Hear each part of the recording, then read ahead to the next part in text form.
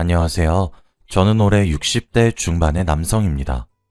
몇 달 전에 저에게 아주 충격적인 일이 일어났어요. 지금 생각해봐도 어떻게 이렇게 감쪽같이 속일 수 있나 싶습니다.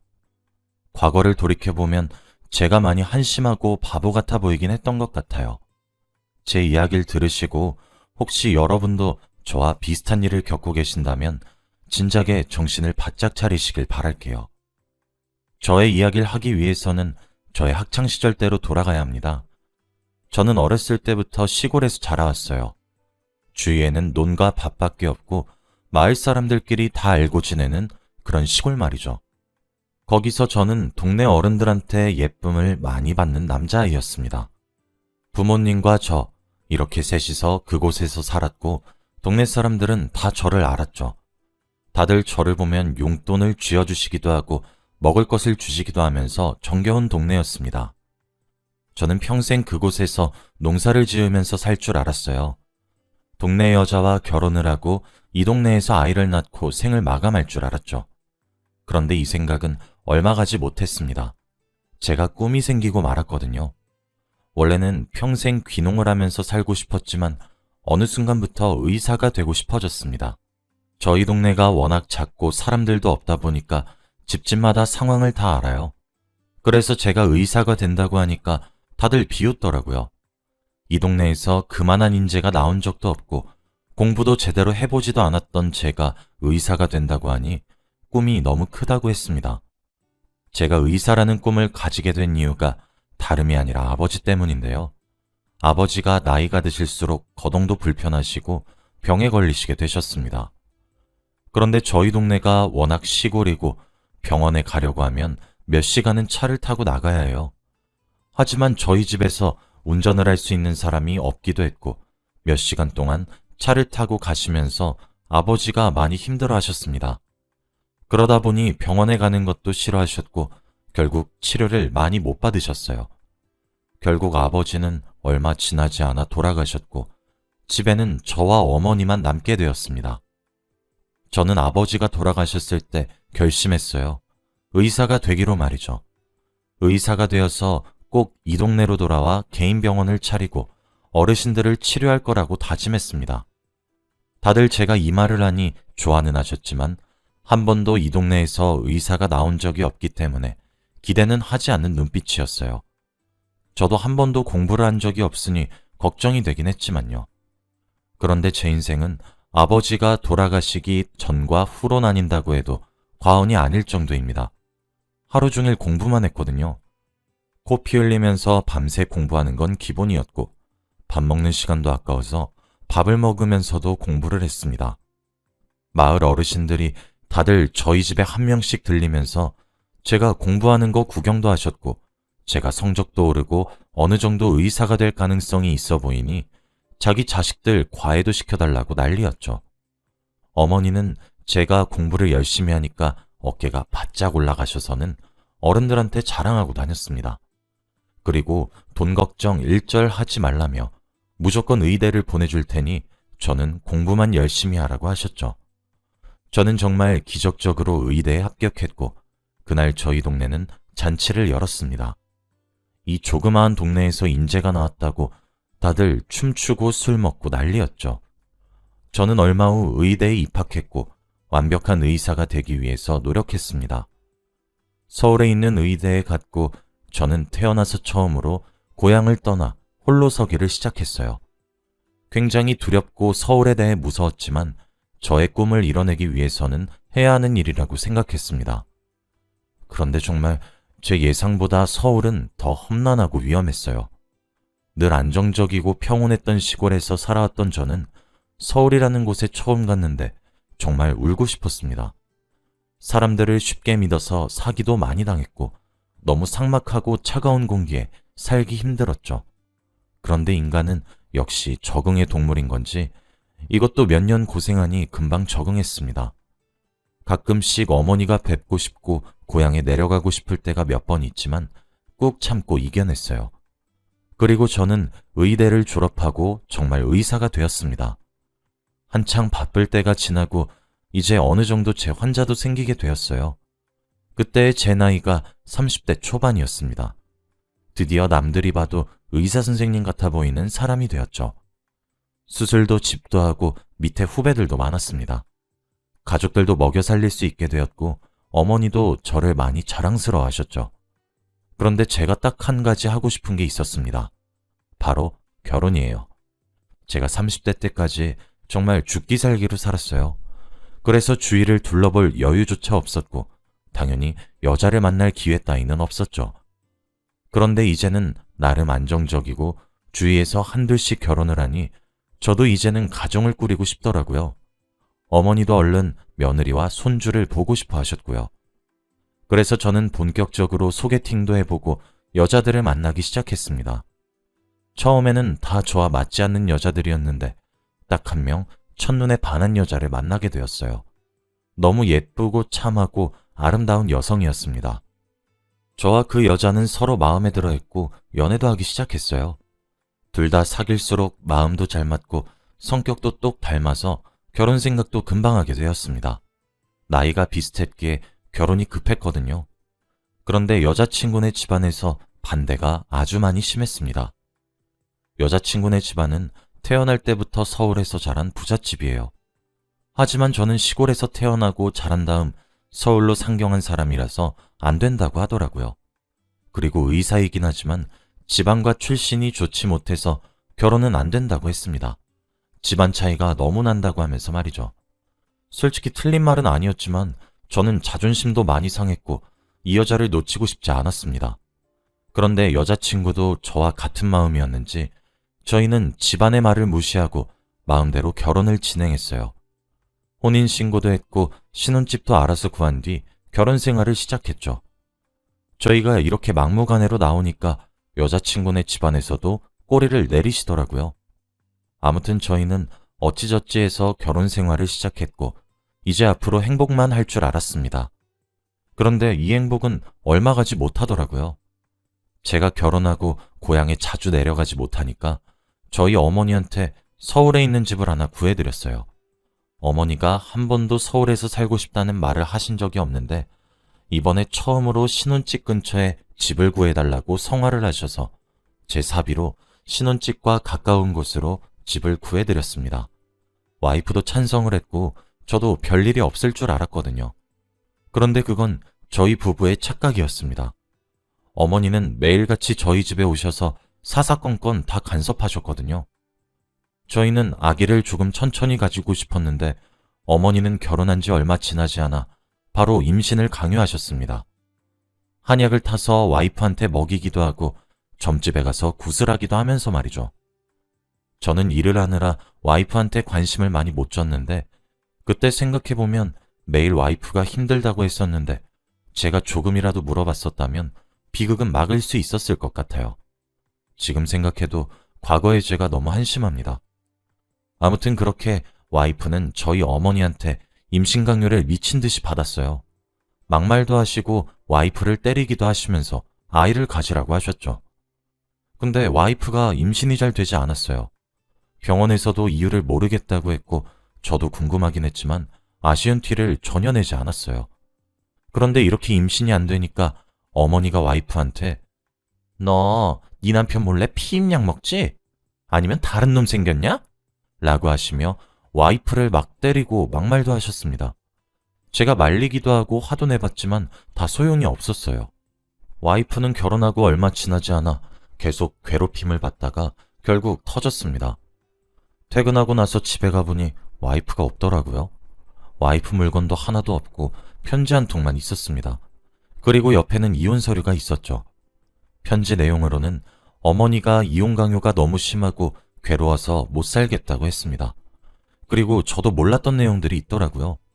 와이프는 혼자서 정신과 병원도 다니고 있다고 합니다.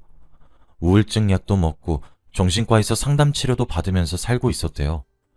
그런데 저에게 말을 해도 제가 듣는 채도 안 해서 이곳에는 자기 편이 아무도 없다는 생각에 이혼을 결심했다고 합니다. 그리고 부디 자기를 위해서 붙잡지 말아달래요.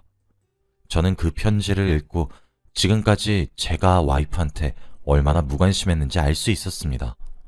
너무 미안해서 눈물만 났고 정말 와이프를 위해서는 놓아주는 게 맞다고 생각했어요.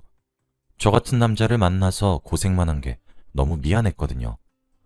병원 일이 너무 바쁘다는 핑계로 와이프 하나 챙기지 못한 제 자신이 너무 싫었습니다. 그리고 그렇게까지 임신을 강요하시는 어머니도 미웠죠. 어머니는 끝까지 와이프 탓을 하면서 반성을 하지 않으셨어요. 저는 결국 이혼 서류를 제출하고 와이프와 갈라섰고 혼자 살았습니다. 어머니는 다시 고향으로 내려가셨고요. 저는 와이프를 잊기 위해서 일에 몰두했습니다. 그리고 어머니가 너무 미워서 고향에도 잘 내려가지 않았어요. 하루 종일 일만 했고 수술도 2배로 늘었습니다. 그러다 보니 제 인생이 없어지고 여유가 없더라고요. 몸이 점점 망가져가는 걸 느꼈고 너무 힘들었습니다. 그렇게 저는 50대가 되었어요. 결혼은 진작에 포기했고 저는 아내와 헤어진 후 한 번도 여자를 만난 적이 없습니다.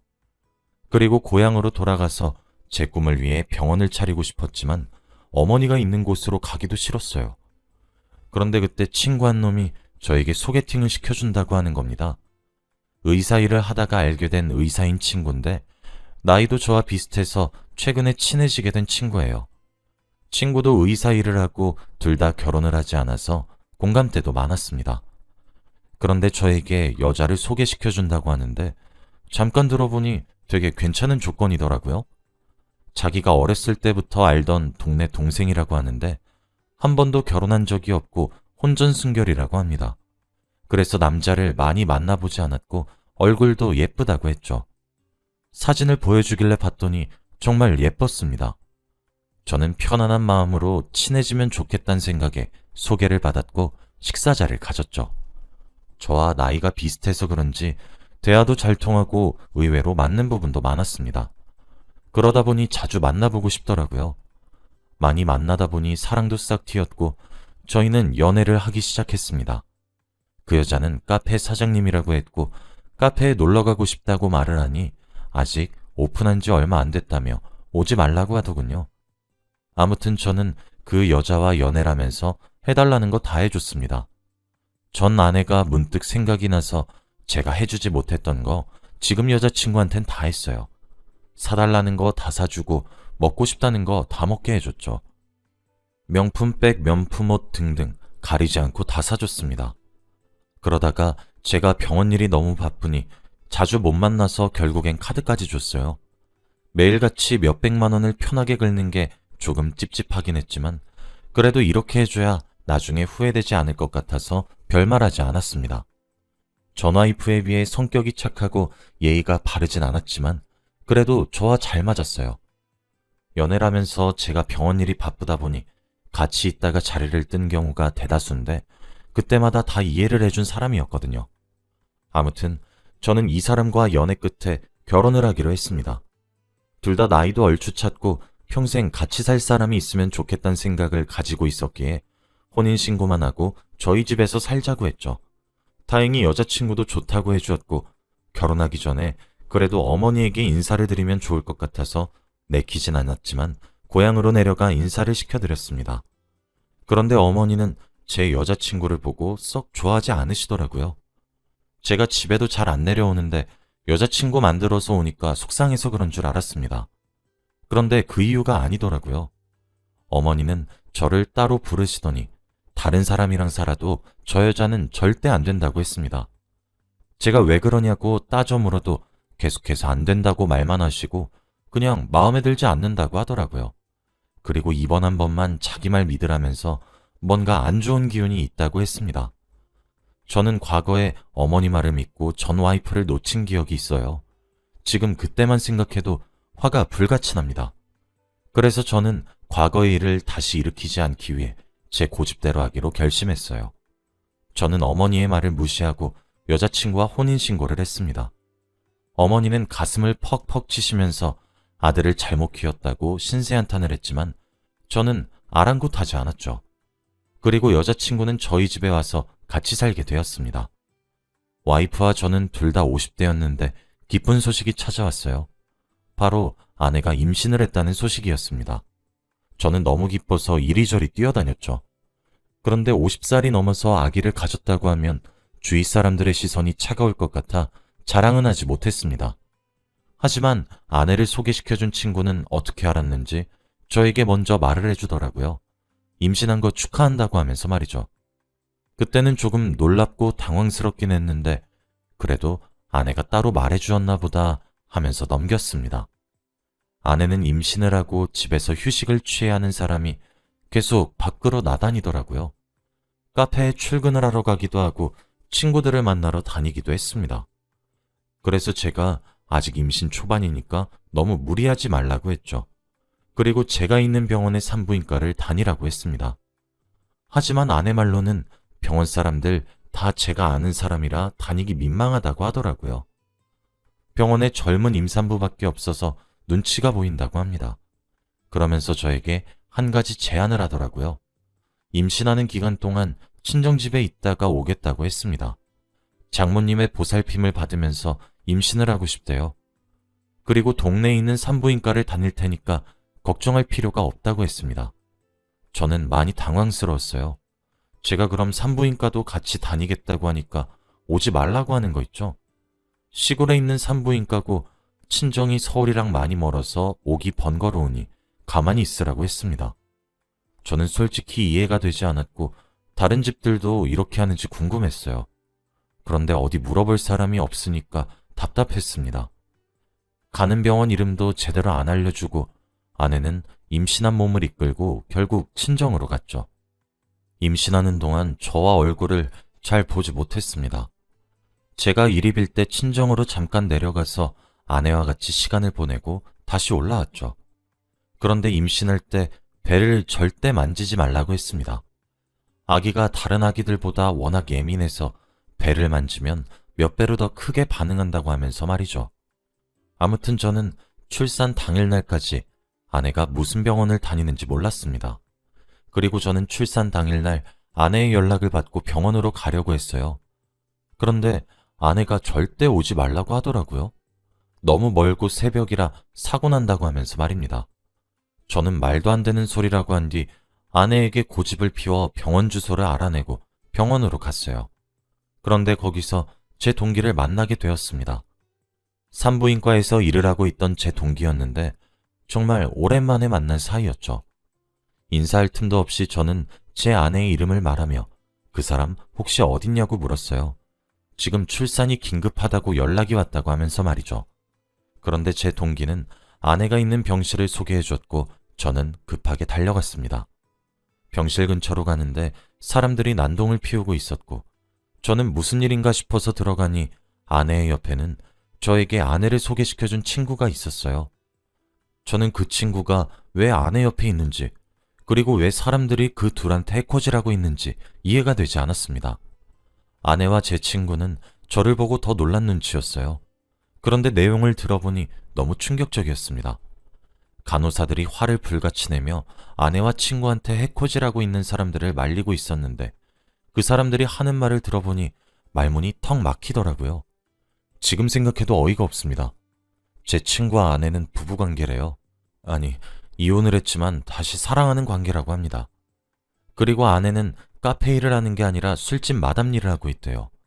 술집에서 일을 하면서 돈을 훔쳐 야반 도주를 했고 그 돈으로 도박을 한다고 빚을 잔뜩 냈다고 합니다. 아내와 친구한테 해코지하는 사람은 술집 사장이라고 해요. 그리고 그 둘이서 짜고 친 다음 친구가 저에게 자신의 아내를 소개해 준 겁니다. 저의 돈을 뜯어내기 위해서 말이죠. 지금 이렇게 병실에 누워있는 이유는 폐경이 와서 검진을 받고 입원해 있던 거라고 합니다. 저는 한순간에 너무 많은 정보들을 알게 되어서 머리가 띵해질 정도였어요. 정신이 제대로 차려지지 않았고 아무 말도 할 수 없었죠. 지금까지 친정에서 지내면서 임신을 한다고 했을 때부터 알아봤어야 하는데 말입니다. 아내가 갔던 곳은 친정이 아니라 친구의 동네라고 합니다. 그리고 매일 집이 아니라 밖에서 저를 만난 거였죠. 저는 흥분을 주체할 수 없었고 친구를 마구잡이로 때렸습니다. 그런데 오히려 아내가 더 화를 내면서 때리지 말라고 했죠. 그러면서 저에게 우리가 속이려고 했을 때 의심 하나 없이 속아준 그쪽 잘못도 있어! 라고 하며 적반하장이었습니다. 오히려 뻔뻔한 표정으로 나오니까 할 말이 없었죠. 저는 사리분별이 되지 않았고 제 손은 저도 모르게 그 여자의 뺨으로 갔습니다. 저는 그 여자의 뺨을 내리쳤고 다들 놀랐죠. 친구도 그 여자도 둘 다 화가 미친 듯이 나서 병실은 난장판이 되었습니다. 그리고 거기에 있던 누군가 신고를 했는지 얼마 지나지 않아 경찰이 왔고 저희는 경찰서로 가게 되었어요. 그런데 이미 그 두 사람은 수배 중인 전과자라고 하더라고요. 어차피 재판을 하더라도 저에게 유리하게 흘러갈 거라고 합니다. 정말 웃음밖에 나오지 않았어요. 저는 선처 따윈 절대 없다고 했고 무조건 형량 제일 무겁게 해서 감옥에 넣어달라고 했습니다. 그들은 그제서야 저에게 미안하다고 한 번만 용서해달라고 빌었지만 저는 눈길도 주지 않았죠. 제가 당한 것만 생각하면 정말 화가 미친 듯이 나는데 어떻게 용서를 해주나요? 결국 그들은 감옥으로 가게 되었습니다. 저는 일상으로 돌아가고 싶었지만 좀처럼 쉽지 않더라고요. 그래서 조금의 휴식기를 가지고 새 출발을 하기로 결심했습니다.